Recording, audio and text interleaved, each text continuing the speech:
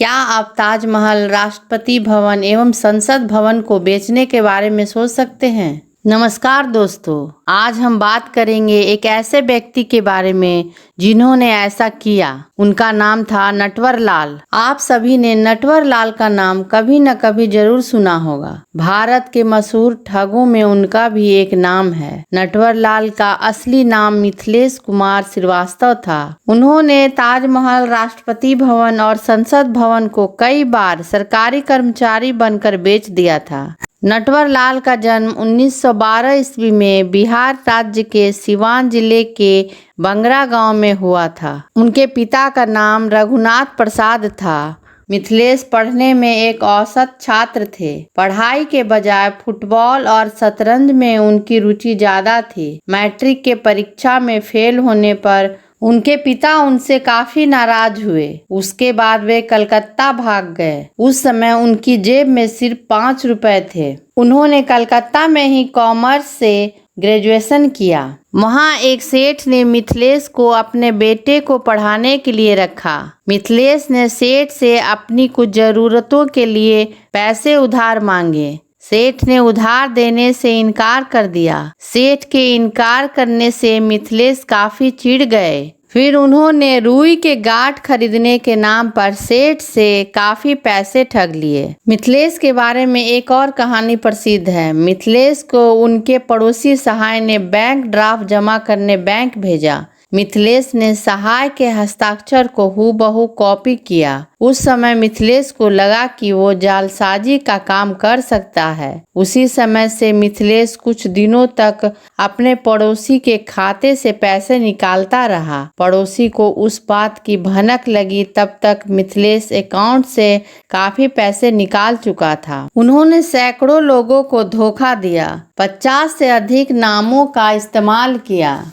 वे ठगी के लिए हमेशा शहर बदलते रहते थे। ठगी में नटवर लाल इतना माहिर थे कि उन्होंने 3 बार ताजमहल, 2 बार लाल किला, 1 बार राष्ट्रपति भवन और 1 बार संसद भवन को बेच डाला। राष्ट्रपति राजेंद्र प्रसाद का फर्जी साइन करके नटवर लाल ने संसद को बेच डाला। कहते हैं कि नटवर लाल के 52 नाम थे। उन्हीं में से एक नाम नटवर लाल था। इसी नाम से वो प्रसिद्ध हुआ। सरकारी कर्मचारी बनकर नटवर लाल ने विदेशियों को सारे स्मारक बेच डाले। उन्होंने कई बड़े उद्योगपतियों को भी धोखा दिया था। उन्होंने कई दुकानदारों को लाखों रुपए का चूना लगाया। दुकानदारों से बड़ी संख्या में सामान लेकर उन्हें नकली चेक या डिमांड ड्राफ्ट भुगतान करते थे। दिल्ली के कनॉट प्लेस में सुरेंद्र शर्मा की घड़ी की दुकान थी। एक बूढ़ा आदमी का वेश धारण करके वे घड़ी के दुकान में जाते हैं और अपना परिचय तत्कालीन वित्त मंत्री नारायण दत्त तिवारी का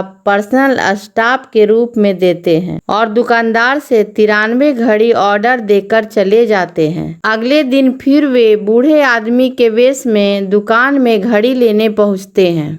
दुकानदार को घड़ी पैक करने की बात कहकर एक स्टाफ को अपने साथ नॉर्थ ब्लॉक ले गए। उस स्टाफ को भुगतान के तौर पर 32,829 रुपए का बैंक ड्राफ्ट दे दिए। दुकानदार ने 2 दिन के बाद बैंक में ड्राफ्ट जमा किया तो बैंक वालों ने कहा कि ड्राफ्ट फर्जी है। फिर दुकानदार को समझ में आ गया कि बूढ़ा आदमी नटवर लाल ही था जिसने उसे चूना लगा दिया। नटवर लाल को 9 बार गिरफ्तार किया गया, लेकिन हर बार वह जेल से भागने में सफल रहे। उन्हें उम्र कैद की सजा सुनाई गई, लेकिन उन्होंने 20 साल मुश्किल से जेल में बिताए। आखिरी बार 1996 ईस्वी में गिरफ्तार किया गया था। उस समय उनकी उम्र 84 साल की थी, लेकिन वह पुलिस को चकमा देने में फिर से कामयाब हो गए। इस समय वह व्हील चेयर का उपयोग करते थे। उन्हें कानपुर जेल से दिल्ली इलाज के लिए अस्पताल ले जाया जा रहा था। नई दिल्ली स्टेशन से मौका पाकर वो गायब हो गए। नटवर लाल अपने आप को रॉबिन हुड मानते थे। उनका कहना था कि मैं अमीरों से लूटकर गरीबों को देता हूँ।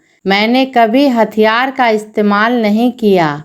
लोगों से बहाने बनाकर पैसे मांगे और लोग पैसे दे दिए, इसमें मेरा क्या कसूर है। आखिरी बार नटवर लाल को बिहार के दरभंगा रेलवे स्टेशन पर देखा गया, लेकिन नटवर लाल वहां से भी पुलिस को चकमा देकर भागने में सफल हो गए। नटवर लाल के वकील के द्वारा 2009 ईस्वी में अदालत में अर्जी डाली गई कि नटवर लाल की मृत्यु 25 जुलाई 2009 को हो चुकी है, इसलिए उनके खिलाफ लंबित केस खारिज कर दिया जाए। लेकिन कोई पुख्ता सबूत या सरकारी दस्तावेज नहीं है जो यह साबित करते हों कि नटवर लाल की मृत्यु हो चुकी है। आशा है यह वीडियो आपको पसंद आई होगी। इस चैनल पर और भी जीवनियाँ डाली गई हैं, उसे देखना न भूलें और वीडियो को लाइक करें, शेयर करें और चैनल को सब्सक्राइब करें। धन्यवाद।